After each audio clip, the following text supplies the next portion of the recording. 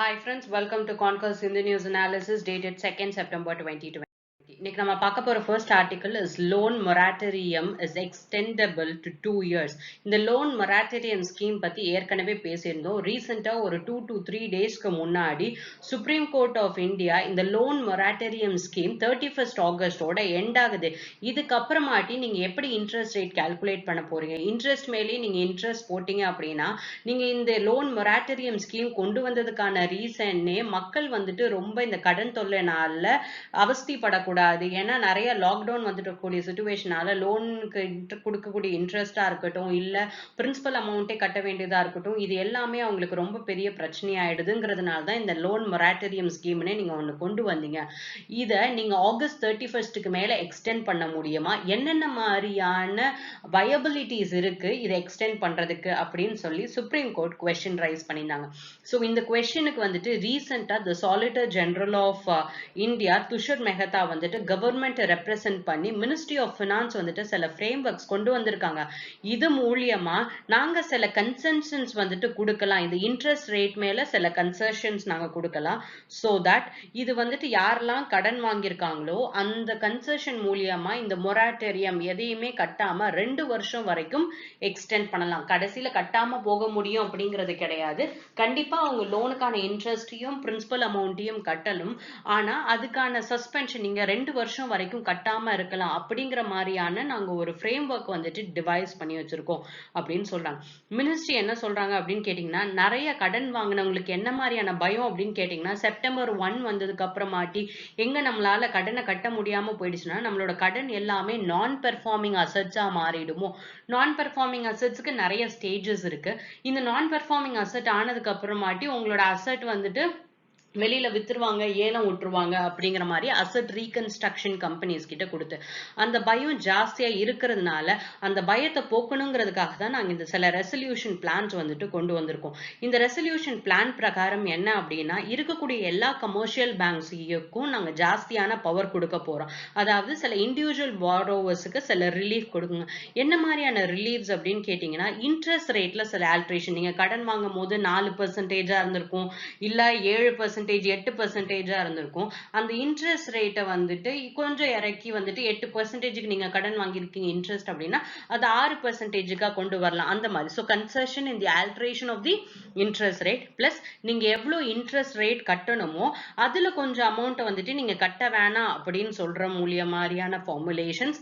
Second, இந்த கம்ப்ளீட்டா நீங்க வந்துட்டு லோன் எடுத்திருக்கீங்கல்ல, நீங்க வந்துட்டு லோன் எடுத்து நாங்க பாதி ஒரு 5 லட்சம் ரூபாய் லோன் எடுத்திருக்கீங்க, நாங்க 2.5 லட்சம் ரூபாய் கட்டிட்டோம். அப்ப இந்த மீதி 2.5 லட்சம் ரூபாய் லோன் மட்டும் இப்ப கட்ட வேண்டியதா இருக்குங்கிற பட்சத்துல இது வந்துட்டு இந்த ஆகஸ்டுக்குள்ள கட்டி முடிக்கணுங்கிற மாதிரியான சிச்சுவேஷன். ஆனா என்னோட வேலை போயிடுச்சு அப்படிங்கறதுனால என்னால கட்ட முடியலங்கிற பட்சத்துல இந்த லோனை நீங்க இன்னும் கொஞ்ச நாள் கழிச்சு கூட கட்டிக்கலாம் அப்படின்னு சொல்லி அந்த லோனோட டைமை எக்ஸ்டெண்ட் பண்றதா இருக்கட்டும். So with or without moratorium suspension with 2 years வரைக்கும் கொடுக்கப்படும். பிளஸ் ஒரு பர்சனல் இன்ட்ரெஸ்ட் அண்ட் சார்ஜஸ்ல ஏதோ சின்ன சின்ன வேவியர் வந்துட்டு பண்ணுவோம்.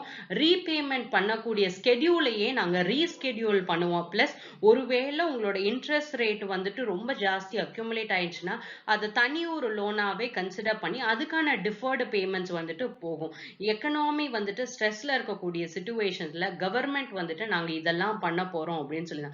ஸோ கவர்மெண்ட் ஸ்டேட் கிட்ட சுப்ரீம் கோர்ட் என்ன கேட்டிருந்தாங்க அப்படின்னா, நீங்க கம்ப்ளீட்டா இந்த இன்ட்ரெஸ்ட் ஆன் இன்ட்ரெஸ்ட்னு நம்ம இதுக்கு முன்னாடி பேசினோம்ல, இந்த இன்ட்ரெஸ்ட் ஆன் இன்ட்ரெஸ்ட்டை நீங்க கம்ப்ளீட்டா வேவ் ஆஃப் பண்ணிடுவீங்களா? அதாவது நீங்க இன்ட்ரெஸ்டே கட்ட தேவையில்லை அப்படின்னு அந்த particular time spend March 1st இருந்து ஆகஸ்ட் 31st வரைக்கும் இருக்கக்கூடிய மொத்த இந்த இன்ட்ரெஸ்ட் ஆன் இன்ட்ரெஸ்ட், ஏன்னா காம்பவுண்ட் இன்ட்ரெஸ்ட்ல தான் ஆகும்னு பார்த்துருந்துருப்போம். அப்ப அந்த இன்ட்ரெஸ்ட் ஆன் இன்ட்ரெஸ்ட்டை மொத்தமா நீங்க தள்ளுபடி பண்ணிடுவீங்களா அப்படின்னு கேட்டதுக்கு ஃபினான்ஸ் மினிஸ்டர் வேவியர் ஆஃப் இன்ட்ரெஸ்ட் அப்படிங்கிறது, அதாவது இன்ட்ரெஸ்ட் ஆன் இன்ட்ரெஸ்ட் வேவ் பண்றதுல சில ப்ராப்ளம்ஸ் இருக்கு.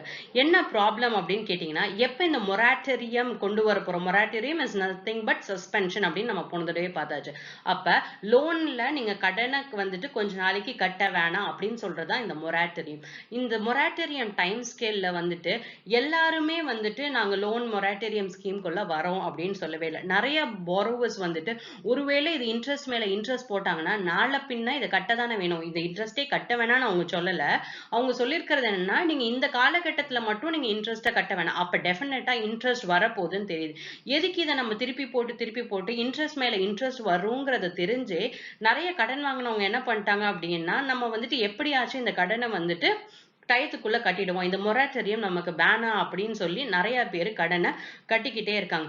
ஒருவேளை எக்ஸ்போஸ்ட் ஃபேக்டோவா இந்த லோன் மொராட்டரியம் மொராட்டரியம் ஸ்கீம்ல ஏதாச்சும் சேஞ்சஸை நம்ம கொண்டு வரோம் அப்படிங்கிற பட்சத்துல ஒருத்தர் பே பண்ணியிருக்காரா இன்ட்ரெஸ்ட் ரேட், அவர் வந்துட்டு எக்ஸ்ட்ராவா எஃபர்ட் போட்டு இது கட்டணுங்கிறதுக்காக என்னென்ன மாதிரியான வேலைகள் பார்த்தாருலாம் நமக்கு தெரியும். ஆனா அது கட்டணுங்கிறதுக்கான ஒரு எஃபர்ட் எடுத்திருக்காருல, அந்த மாதிரி எஃபர்ட் எடுத்து ஒருத்தர் கட்டணவருக்கும் நாங்க இந்த ஸ்கீம் மூலியமா நாங்க இன்ட்ரெஸ்ட் ரேட் கட்டவே இல்லை, எங்களுக்கு மொத்தமா வேவ் பண்ணிடுங்க அப்படின்னு சொல்றவருக்கும் டிஃபரன்ஸ் இருக்கா? ஒருத்தர் கடனை கட்டியிருக்காரு, இன்னொருத்தர் கடன் கட்டவே இல்லை. சோ அப்ப ரெண்டு பேருமே கடன் வாங்கிருக்கோம். அப்போ ஒருத்தருக்கு சலுகை தர மாதிரி இன்னொருத்தருக்கு சலுகை தராத மாதிரி, அப்ப இது ஒரு அன்ஈக்குவல் சிச்சுவேஷன் வந்துட்டு கிரியேட் ஆயிடும். இது வந்துட்டு நல்ல ஃபேரான பிராக்டிசஸும் கிடையாது அப்படின்னு சுப்ரீம் கோர்ட்டுக்கு மினிஸ்ட்ரி வந்துட்டு சொல்லியிருக்காங்க. So the next article that we will read is India Russia to hold naval drills in Andaman Sea. சரி, இந்த ஆர்டிக்கல் எதை பத்தி அப்படின்னு கேட்டீங்கன்னா, நேவல் எக்ஸசைஸ் நடக்க போகுது. எந்த ரெண்டு கண்ட்ரீஸ்க்கு நடுவில் அப்படின்னா இந்தியாவுக்கும் ரஷ்யாவுக்கும். யூபிஎஸ்சி கேட்கக்கூடிய முக்காவாசி கேள்விகள் இந்த நேவல் எக்ஸசைஸ் இல்ல ஒரு பைலேட்ரல் எக்ஸசைஸே நடக்குது அப்படின்னு வச்சுக்கோங்களேன். ஃபர்ஸ்ட் அவங்க வந்துட்டு அந்த எக்ஸசைஸோட பேர் என்ன அப்படிங்கறத கேட்பாங்க. அந்த எக்ஸசைஸ் எந்த ரீஜன்ல இந்த வருஷம் நடந்தது, எந்த ரெண்டு கண்ட்ரீஸ்க்கு நடுவுல நடக்குது அப்படிங்கறத பத்தி கேட்பாங்க. இல்ல ஃபர்ஸ்ட் எடிஷன் எங்க நடந்ததுங்கிற क्वेश्चंस வந்துட்டு ரைஸ் ஆகலாம். இல்ல கரெக்டா மேட்ச் பண்ணுங்கன்னு நிறைய எக்ஸசைஸோட பேரை கொடுத்துட்டு மேட்ச் பண்ணவும் சொல்லலாம். அப்ப இந்தியாவும் ரஷ்யாவும் இப்போதைக்கு செப்டம்பர் 4th இருந்து செப்டம்பர் 5th இந்த பர்டிகுலர் 2 டேட்ஸ்ல இந்தியன் நேவி இந்தியன் ஓஷன் ரீஜன்ல, இந்தியன் ஓஷன்ல இருக்கக்கூடிய மற்ற ஐலாண்ட்ஸ் இந்த பர்டிகுலர் ரீஜனை சுத்தி இருக்கக்கூடிய ரீஜன்ஸ்ல bilateral naval exercise பண்ண போறோம். Be very clear, exerciseங்கிறது air exercise ஆவும் இருக்கலாம், army exercise ஆவும் இருக்கலாம், naval exercise ஆவும் இருக்கலாம், இல்ல multilateral exercise னு சொல்லுவாங்க. அதுல army, navy and your air force எல்லாருமே பங்கேற்பாங்க. அப்ப ரஷ்யாவுக்கும் இந்தியாவுக்கும் இப்ப நடக்க போற exercise it is a naval exercise. இந்த naval exerciseக்கு பேர் என்ன அப்படின்னு கேட்டீங்கன்னா இந்திரா 2020 அப்படிங்கிறது தான் இந்த naval exercise ஓட பேர். அந்தமான் சீ கிட்ட நடத்த போறாங்க. இந்த அந்தமான் சீக்கும் ஸ்டேட் ஆஃப் மலாக்காக்கும் ரொம்ப க்ளோஸான இடைவெளி தான் இருக்கும். So it is very close to the strategic strait of Malacca. ஏன்னா இந்த ஸ்டேட் ஆஃப் மலாக்கா வழியா தான் கிட்டத்தட்ட வருஷத்துக்கு நடக்கக்கூடிய ட்ரேட்ல 3 மில்லியன் ஆஃப் ட்ரேட் வந்துட்டு நடந்துட்டு இருக்கு. இந்த ஃபர்ஸ்ட் டைம் இந்த பைலேட்ரல் எக்ஸசைஸ் அப்படிங்கிறது கோவிட் சிச்சுவேஷன் வந்ததுக்கு அப்புறமாட்டி இந்த மாதிரி எக்ஸசைஸ் எல்லாத்தையுமே வந்துட்டு ஒரு பாயிண்ட் ஆஃப் டைம்ல சஸ்பெண்ட் பண்ணி வச்சிருந்தாங்க. ஸோ இந்த கோவிட் சிச்சுவேஷன்ல ஃபர்ஸ்ட் நடக்க போற நேவல் எக்ஸசைஸ் அப்படின்னு கேட்டீங்கன்னா இந்திரா 22 தான். இந்த 2020 நடக்கக்கூடிய அதே சிச்சுவேஷன்ல இந்தியாவோட டிஃபென்ஸ் மினிஸ்டர் ராஜ்நாத் சிங் ரஷ்யாவுக்கு வந்துட்டு விசிட் கொடுக்க போறாரு. எதுக்காக அப்படின்னா ஷாங்காய் கோஆர்பரேஷன் ஆர்கனைசேஷனோட டிஃபென்ஸ் மினிஸ்டர் மீட் வந்துட்டு இருந்துட்டு இருக்கு. பிளஸ் இந்த எக்ஸசைஸ் இன்னும் ஒரு விஷயத்துல என்ன இம்பார்ட்டன்ட்னு கேட்டீங்கன்னா இந்தியாவும் ரஷ்யாவும் இந்திரா 2020 அப்படின்னு ஒன்று பைலேட்டரல் எக்ஸசைஸ்ல பங்கேற்க போறாங்க. ஆனா இதுக்கு முன்னாடி ஒரு எக்ஸசைஸ் வந்துட்டு காவ்காஸ் 2020 இட்ஸ் அ மல்டிநேஷனல் எக்ஸசைஸ். யாரெல்லாம் எஸ்சிஓல மெம்பர்ஸா இருக்காங்களோ எல்லாரும் வந்துட்டு ரஷ்யால வந்துட்டு ஒரு எக்ஸசைஸ் மாதிரி நம்ம கொண்டு வரலாம் அப்படின்னு சொன்னதுதான் காவ்காஸ் 2020. இனிஷியலா இந்தியா என்ன சொல்லியிருப்பாங்கன்னா we will be part of this காவ்காஸ் 2020 ன்னு சொல்லி இருந்திருப்பாங்க. ஆனா ரீசெண்டா இந்தியாவுக்கும் சைனாக்கும் இருக்கக்கூடிய எஸ்கலேஷன்ஸ்னால நாங்க இந்த காவ்காஸ்ல இருந்து நாங்க வெளியில வரோம். ரீசன் வந்துட்டு சொல்லும் போது சைனா அப்படின்னு அவங்க சொல்லவே இல்லை. ரீசன் சொல்லும் போது கோவிட் சிச்சுவேஷன் இன்னும் ரொம்ப ஜாஸ்தி ஆயிட்டு இருக்குங்கிறதுனால நாங்க வரப்போற கிடையாது அப்படின்னு சொல்லியிருக்காங்க. ஆனா ரியலான ரீசன் என்ன அப்படின்னு கேட்டீங்கன்னா இந்த காவ்காஸ் 2020ல ஏன்னா எஸ்சிஓல யாரும் மெம்பரா இருக்காங்க, China is also member, Pakistan is also member. Tensions வந்துட்டு இந்தியாவுக்கும் சைனாக்கும் ரொம்ப ஜாஸ்தியா இருக்கு. அப்ப இந்த மாதிரி இருக்கக்கூடிய சிச்சுவேஷன்ல இவங்க என்ன சொல்றாங்க அப்படின்னா நாங்க வந்துட்டு கோவிட் பேண்டமிக்னால நாங்க இதுல பார்ட்டிசிபேட் பண்ண மாட்டோம். ஆனா ரியல் ரீசன் என்ன அப்படின்னு கேட்டீங்கன்னா சைனீஸ் ட்ரூப்ஸ் பார்ட்டிசிபேட் பண்றாங்க, அதனால இந்தியா பார்ட்டிசிபேட் பண்ண போறது கிடையாது. இதே மாதிரி ரீசெண்டா ஜூலை மாசம் மாசத்துல வந்துட்டு frontline ships of Indian Navy வந்துட்டு பேசேஜ் எக்ஸசைஸ் அப்படின்னு ஒன்று கண்டக்ட் பண்ணாங்க. யாரோட அப்படின்னு கேட்டீங்கன்னா யூஎஸோட ஏர்கிராஃப்ட் கேரியர் USS நிம்திஸ் அப்படிங்கிற ஒரு ஏர்கிராஃப்ட் கேரியர். நம்ம ஏற்கனவே ஏர்கிராஃப்ட் கேரியர் பத்தி எல்லாம் பார்த்திருக்கோம். India is having only one aircraft carrier INS Vikramaditya. இதுக்கப்புறம் INS விக்ராந்த்ங்கிறது இப்போதைக்கு அண்டர் கன்ஸ்ட்ரக்ஷன்ல இருந்துட்டு இருக்கு. ஸோ USSோட ஏர்கிராஃப்ட் கேரியர் நிம்சித் அப்படிங்கிறதோட இந்தியாவோட நேவி வந்துட்டு பேசேஜ் எக்ஸசைஸ் அப்படின்னு ஒன்று கண்டக்ட் பண்ணியிருக்காங்க. Again very close to Andaman and Nicobar islands. So இந்த IASS நிம்சிஸ் வந்துட்டு என்ன மாதிரி இடத்துல இருந்து வந்தது அப்படின்னு கேட்டீங்கன்னா சவுத் சைனா சி டிஸ்பியூட் இருக்க வழியா வந்து ஸ்டேட் ஆஃப் மலாக்கா வழியா வந்துட்டு அவங்களோட ஃப்ரீடம் ஆஃப் நேவிகேஷன் ஆப்ரேஷனை கண்டக்ட் பண்ணியிருந்திருப்பாங்க. அதுக்கப்புறமாட்டி இந்தியாவோட சேர்ந்து இந்த பேசேஜ் எக்ஸசைஸ் அப்படிங்கிறத பண்ணியிருப்பாங்க. It is completely of prelims perspective. The next article that we will read is number of accidental deaths suicides grew in 2020 அப்படின்னு NCRB ரிப்போர்ட் கொடுத்திருக்காங்க. இந்த NCRB அப்படிங்கிறவங்க வந்து நேஷனல் கிரைம் ரெக்கார்ட்ஸ் பியூரோ. இந்த national crime records bureau form பண்ணதுக்கான reason என்ன அப்படின்னு கேட்டீங்கன்னா இந்தியாவில் கிரைம் ரேட்ஸ் அப்படிங்கிறது ரொம்ப ஜாஸ்தி ஆகிட்டே வருது. ஒவ்வொரு கிரைம் ரிப்போர்ட்ஸையும் மேனுவலாக ஒரு டேட்டா பேஸ் போட்டு வச்சிருக்காங்க அப்படின்னு வச்சுக்கோங்க. ஒரு ஆஃபீஸரே உட்காந்து எழுதுறாரு அப்படின்னா that is waste of time. Policing அப்படிங்கிற ஒரு சப்ஜெக்டே வந்துட்டு போலீஸ் அப்படிங்கிறதே வந்துட்டு it is a state subject. அப்போ ஸ்டேட் சப்ஜெக்ட் அப்படின்னு வரும்போது இன்டர் ஸ்டேட்டுக்குள்ள யார் யார் கிரிமினல்ஸ் இருக்காங்கிறதெல்லாம் ரொம்ப பெருசாக டேட்டாஸ் இல்லை. பிளஸ் ஒருத்தரோட ஜூரிஸ்டிக்ஷன்ல இருந்து இன்னொரு போலீஸ் ஸ்டேஷனோட ஜூரிஸ்டிக்ஷனுக்கு டேட்டாஸ் கலெக்ட் பண்ணணும்னாலே மேனுவலா ஒருத்தர் வந்து இந்த மாதிரி ஒரு பர்சன் இருக்காராமே அப்படின்னு கேட்டு போகிறதுல எவ்வளவுக்கு கவர்னன்ஸ் வந்துட்டு எஃபெக்ட் ஆகும். போலீஸ் வந்துட்டு இந்த மாதிரி மேனுவலா பேப்பர் ஒர்க்கே ஜாஸ்தியா பார்த்துட்டு இருப்பாங்களா இல்ல அதை தாண்டி நிறைய ப்ராப்ளம்ஸ் வந்துட்டு போலீஸ் அஃபீஷியல்ஸ்க்கு டீல் பண்ண வேண்டியது இருக்கு அதை பார்ப்பாங்களா அப்படிங்கிறதுனால ஒரு இன்டகிரேட்டடா ஒரு கிரைம் என்னென்ன மாதிரியான கிரைம்ஸ் இந்தியாவில் நடக்குது, டெத் எந்த மாதிரி நடக்குது, என்ன மாதிரியான கேசஸ் எவால்வ் ஆகுது. ஏன்னா கிரைம் ரேட் வந்துட்டு ஜாஸ்தி ஆயிடுச்சு.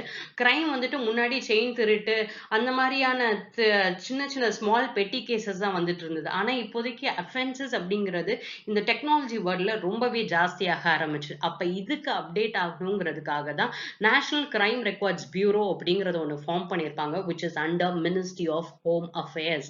சரி, ஸோ அப்ப இந்த Ministry of Home Affairs கீழே தான் இந்த நேஷனல் கிரைம் ரெக்கார்ட்ஸ் பியூரோ இருக்கு. ஆல் ஓவர் இந்தியாவில் இருக்கக்கூடிய எல்லா ஸ்டேட்ஸ்ல யார் யார் மேல என்னென்ன FIR கேசஸ், என்னென்ன மாதிரியான கேசஸ் வந்திருக்கு, எத்தனை ரேப் கேசஸ், எத்தனை டெத்து, என்ன மாதிரியான ஆக்சிடென்டல் டெத் இருக்கா, சூசைட் இருக்கா கம்ப்ளீட் டேட்டா பேஸ் இந்த நேஷனல் கிரைம் ரெக்கார்ட்ஸ் பியூரோக்குள்ள தான் இருக்கும். ஸோ அப்ப இவங்க கொடுத்திருக்கக்கூடிய இந்த ரிப்போர்ட்ல என்ன சொல்லியிருக்காங்க, இந்த வருஷம் வந்திருக்க ரிப்போர்ட்ல என்ன சொல்லியிருக்காங்கன்னா the number of cases suicide cases, accidental death, இந்த ரெண்டு கேட்டகரியில இருக்கக்கூடிய கேசஸ் வந்துட்டு என்ன ஆயிருக்குன்னு சொல்றாங்கன்னா 2018 காட்டிலும் 2019 இன்க்ரீஸ் ஆயிருக்கு.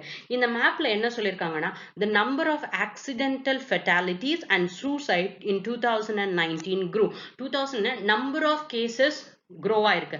ஆனா the rate of increase என்ன ரேட்ல இந்த கிரைம் நடந்திருக்குது அப்படிங்கிறது ஓரளவு கம்மியாயிருக்கு அப்படின்னு சொல்றாங்க.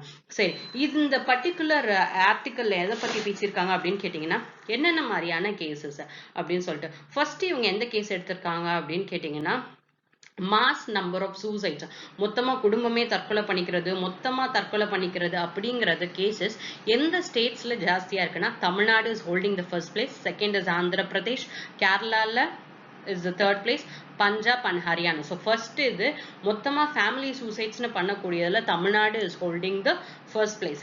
செகண்ட், சூசைட்ஸ் அப்படிங்கிறது வந்துட்டு இந்தியாவில் நம்பர் வைஸ் ஜாஸ்தியா இருக்கு. 1,34,516 இருந்து 1,39,123 இன்க்ரீஸ் ஆயிருக்கு. இவ்வளவுக்கு டேட்டாஸ் வந்துட்டு உங்களுக்கு அவசியம் கிடையாது when you read for UPSC as well as for TNPSC. ஏன்னா இவ்வளோ டேட்டாஸ் எல்லாம் கேட்க மாட்டாங்க. ஆனா இந்த எந்த ஸ்டேட் ஃபர்ஸ்ட் வந்திருக்குங்கிற கேள்விகள்லாம் கேட்கறதுக்கான வாய்ப்புகள் இருக்கு. ஸோ அப்ப நம்பர் ஆஃப் சூசைட்ஸ் அப்படிங்கிறது இன்க்ரீஸ் ஆயிருக்கு. இதுலயுமே மேல் பீப்புள் தான் வந்துட்டு மேல் சூசைட்ஸ் தான் வந்துட்டு ஜாஸ்தியா இருக்கு. இந்த மேல்லையுமே யார் ஜாஸ்தியா தற்கொலை பண்ணிக்கிறாங்க அப்படின்னா டெய்லி வேஜஸ், தினசரி வேலை கூலிக்கு போறவங்க தான் ஜாஸ்தி. யார் யாரெல்லாம் சுய தொழில் பாக்குறாங்களோ, யார் யாரெல்லாம் வேலையே இல்லாம இருக்காங்களோ அப்படின்னு 3 கேட்டகரிஸ்ல டெய்லி வேஜ் ஏர்னர்ஸ் தான் நிறைய சூசைட் பண்ணியிருக்காங்க அப்படின்னு சொல்றாங்க. whereas when it comes to female, பெண்கள்ல எத்தனை பேர் சூசைட் பண்ணியிருக்காங்க அப்படின்னு பார்க்கும்போது ஹவுஸ் ஒய்ஃப்ஸ் தான் முக்காவாசி பேர் சூசைட் பண்ணியிருக்காங்க. இந்த மோஸ்ட் ஆஃப் தி சூசைட்ஸ் அப்படின்னு பார்க்கும்போது அன்எம்ப்ளாய்டு பர்சன்ஸ் வந்துட்டு எந்தெந்த ஸ்டேட்ஸ்ல சூசைட் பண்ணியிருக்காங்க. இது வந்துட்டு மேல் ஃபீமேல் டிஸ்டிங்ஷன் பார்த்தாச்சு. இப்போ மோஸ்ட் சூசைட்ஸ்ல அன்எம்ப்ளாய்டு சூசைட்ஸ் எங்க நிறைய இருக்கு, பிசினஸ் ஆக்டிவிட்டீஸ்னால சூசைட்ஸ் எங்க நிறைய இருக்கு அப்படின்ட்டு. அன்எம்ப்ளாய்மெண்ட்னால சூசைட் எங்க ஜாஸ்தியா இருக்கு அப்படின்னா கேரளா ஸ்டேட்ல தான் ஜாஸ்தியா இருக்கு, 14% இருக்காங்க. Followed by Maharashtra. Tamil Nadu third பொசிஷன்ல இருக்காங்க வேலை இல்லாததுனால தற்கொலை பண்ணிக்கிறதுல.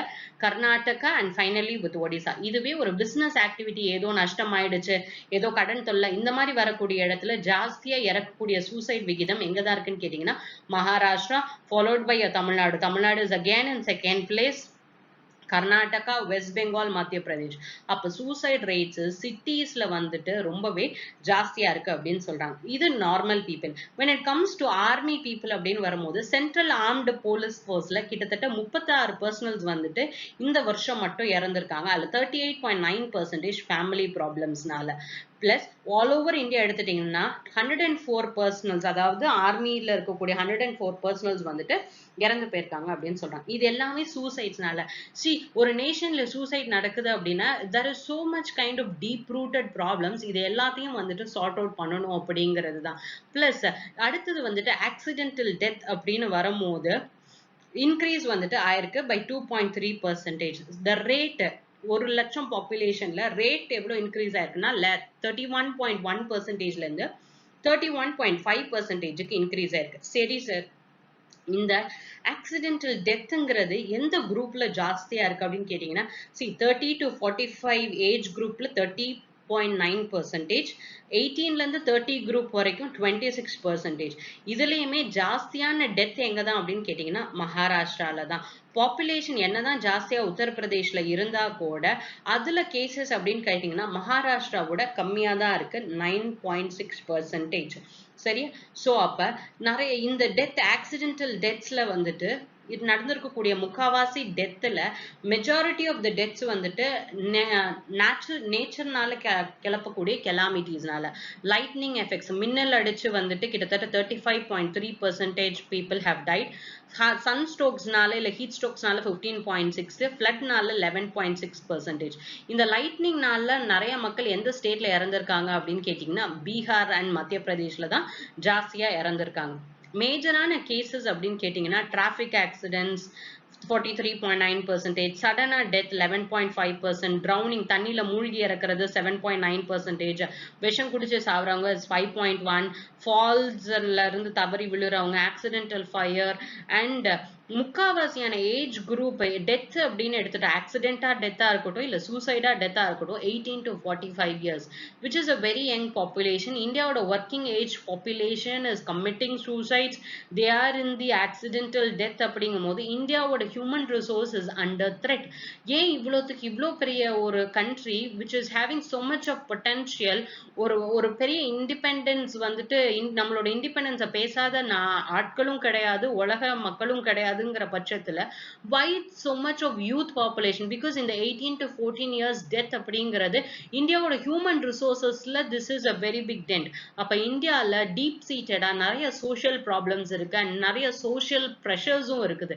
அதனால என்ன மாதிரி சொல்றாங்க அப்படின்னு கேட்டீங்கன்னா இந்த மென்டல் ஹெல்த் அப்படிங்கறத ப்ரொடெக்ட் பண்ணணும் அப்படிங்கிறது இட் இஸ் வைட்டல். ஏன்னா மென்டல் ஹெல்த் ப்ராப்பரா இருக்கும் போதுதான் ஒரு சொசைட்டி நல்லா இருக்கு அப்படின்னு.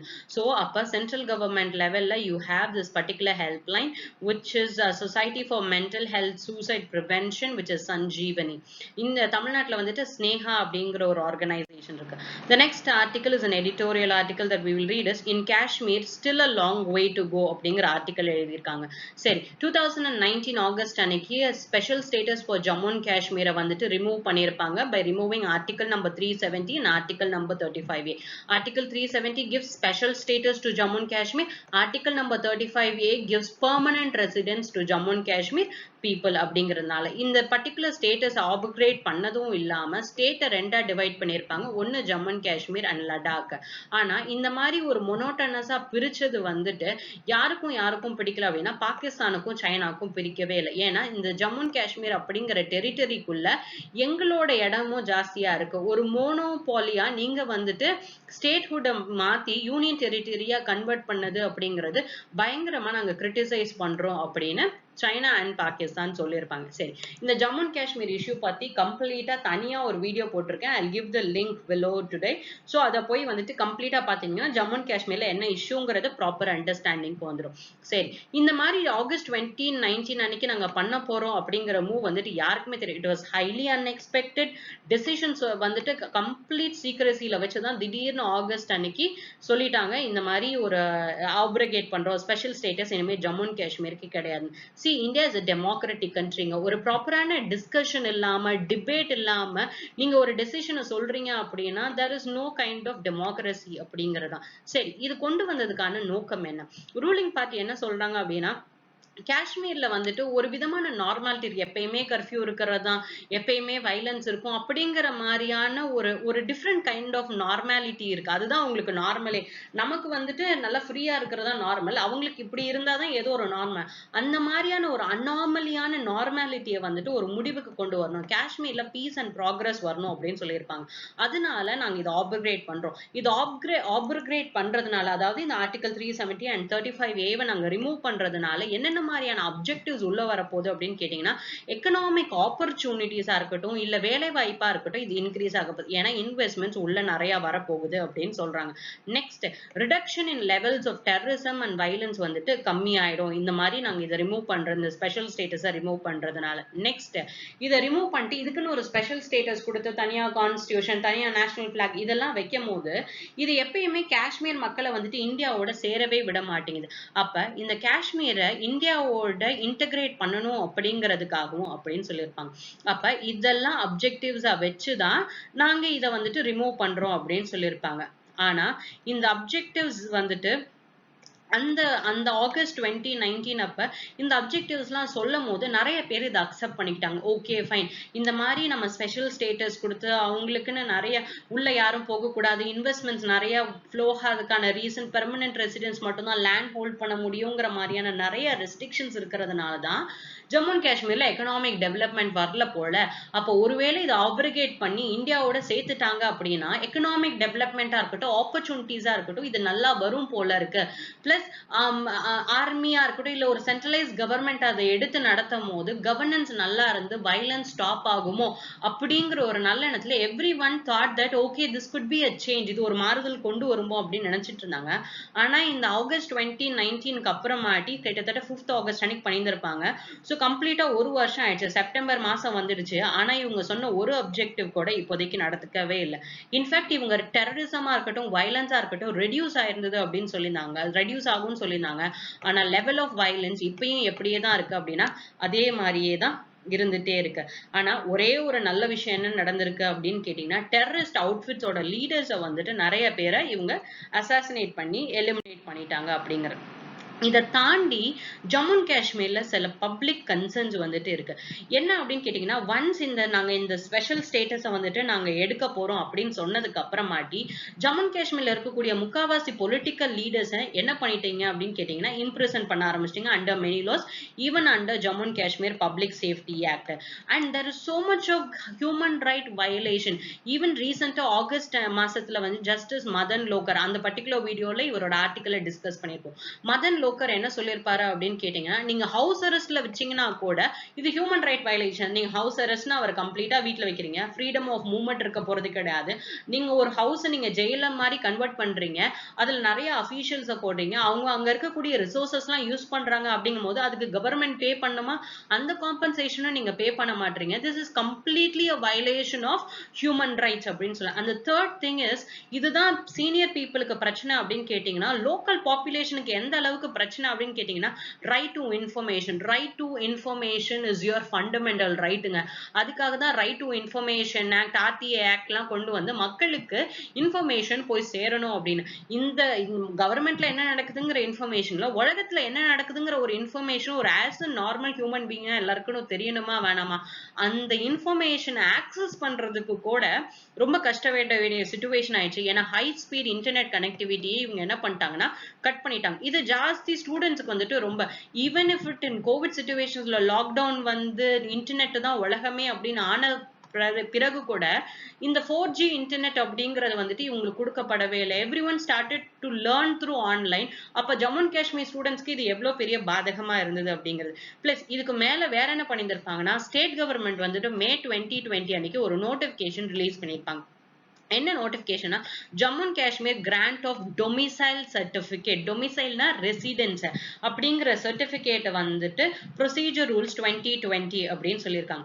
இது மூலியமா என்ன அப்படின்னா பீப்புளை வந்துட்டு கேட்டகரைஸ் பண்ணி யார் யாரெல்லாம் நான் லோக்கல்ஸோ, ஏன்னா இதுக்கு முன்னாடி ஆர்டிகல் நம்பர் 35 டொமிசைல் யார் யாரெல்லாம் permanent residence of Jammu and காஷ்மீரோ அவங்க மட்டும்தான் லோக்கல் கவர்மெண்ட் வேலையில இருக்க முடியும்.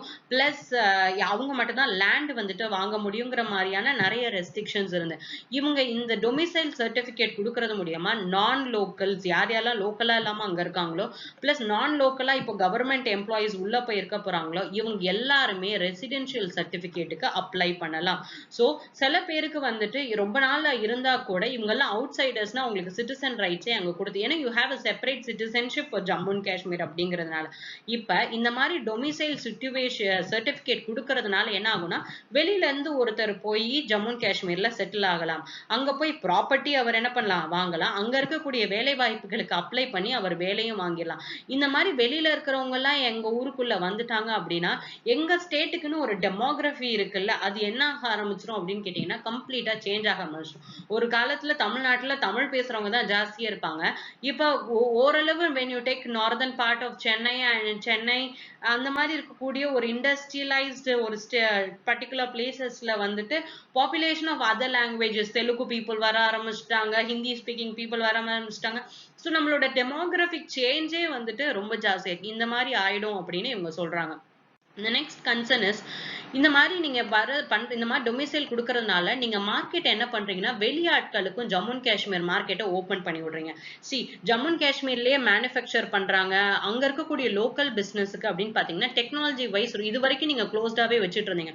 அப்ப அவங்க பண்ணக்கூடிய ப்ராடக்ட்ஸ் எல்லாத்துக்குமே மேனுஃபேக்சரிங் காஸ்ட் அப்படிங்கிறது ஜாஸ்தியா இருக்க போகுது. பிளஸ் ரா மெட்டீரியல்ஸ் இவங்க எல்லாம் என்ன பண்ண போறாங்க அப்படின்னு கேட்டீங்கன்னா இம்போர்ட் பண்ண போறாங்க. இதனால லோக்கல் பிசினஸ் வந்துட்டு என்ன பண்ண வேண்டியதா இருக்கும்னா வெளியில இருந்து வரக்கூடிய அவுட் சைடு பிசினஸோட கம்பீட் பண்ண வேண்டியதா இருக்கும். இது இந்த லோக்கல் பிசினஸுக்கு சரி இருக்காது அப்படிங்கிறது it is another major concern. அப்ப ஜம்மு அண்ட் காஷ்மீர் அப்படின்னு ஒரு இஷ்யூ எடுத்துட்டாலே ஏன் சார் இவ்வளோ நாளா இவங்களுக்கு ஒரு சொல்யூஷனே கொண்டு வர முடியல? ஒரு கண்ட்ரி 70 பிளஸ் இயர்ஸா இண்டிபெண்டன்ஸ் வாங்கினதுக்கு அப்புறம் கூட இந்த காஷ்மீர் இஷ்யூவை ஏன் சால்வ் பண்ண முடியல? What is the real problem? Everyone has this question. What is the real problem? The problem is literally complex. 1947ல இருந்து இப்ப வரைக்குமே there is a long standing problem. என்ன அப்படின்னு கேட்டீங்கன்னா நம்ம வந்துட்டு இதை சால்வ் பண்ணும் அப்படிங்கிறதுக்காக நம்ம வந்துட்டு இவங்களை உடனே நம்ம என்ன பண்ணணும்னு தான் நினைக்கிறோம்னா நம்மளோட இன்டகிரேட் பண்ணணும்னு தான் நினைச்சுக்கிட்டே இருக்கோம். ஆனா ஒவ்வொரு பார்ட்டியின் பவரும் இதை சால்வ் பண்ணணும்னு நிறைய தடவை இது பண்ணிட்டாங்க. ஆனா இதுல என்னதான் இவங்க சால்வ் பண்ணும், இது இன்டர்னல் ப்ராப்ளம் சால்வ் பண்ணும் அப்படின்னு நினைச்சாலும் இதுல முக்காவாசி நமக்கு யாரு தடையா இருக்காங்க அப்படின்னு கேட்டீங்கன்னா நம்மளோட ரெண்டு நெய்பர்ஸ், ஒன்னு Pakistan, other one is China. Pakistan என்ன பண்றாங்க அப்படின்னு கேட்டீங்கன்னா காஷ்மீர்ல ஏதாச்சும் ஒரு கலவரத்தை உண்டு பண்ணிக்கிட்டே இருக்கணும், அங்க வந்துட்டு ஒரு பரபரப்பா இருந்துட்டே இருக்கணும். இதுக்கு வந்துட்டு டெரரிஸ்ட் ஆர்கனைசேஷனையும் பேக் பண்ணிட்டு இருக்காங்க. இந்த ரெண்டு பிரச்சனையும் சால்வ் ஆகிற வரைக்கும் நம்மளோட Kashmir issue is literally going to be a very major issue. And other long standing problem வந்துட்டு நம்ம எப்பயுமே வந்துட்டு காஷ்மீர் அப்படிங்கிற அந்த அவங்களுக்குன்னு ஒரு தனி ஐடென்டிட்டி வச்சுக்கணும் அப்படின்னு நினைக்கிறாங்க. அதை ரிஜெக்ட் பண்ற மாதிரியே நம்ம நிறைய சால்விங் மெத்தட்ஸ் கொடுக்குறோம். அதனாலதான் நம்ம என்ன பண்ணிட்டோம் அப்படின்னு கேட்டீங்கன்னா இவங்களுக்கு இருக்கக்கூடிய ஸ்பெஷல் ஸ்டேட்டஸை நாங்க ஒதுக்கி வச்சுட்டு இவங்களோட பாலிடிக்ஸையும் நேஷனல் பாலிடிக்ஸோட கம்பைன் பண்ணும் அப்படின்னு நினைக்கிறோம்.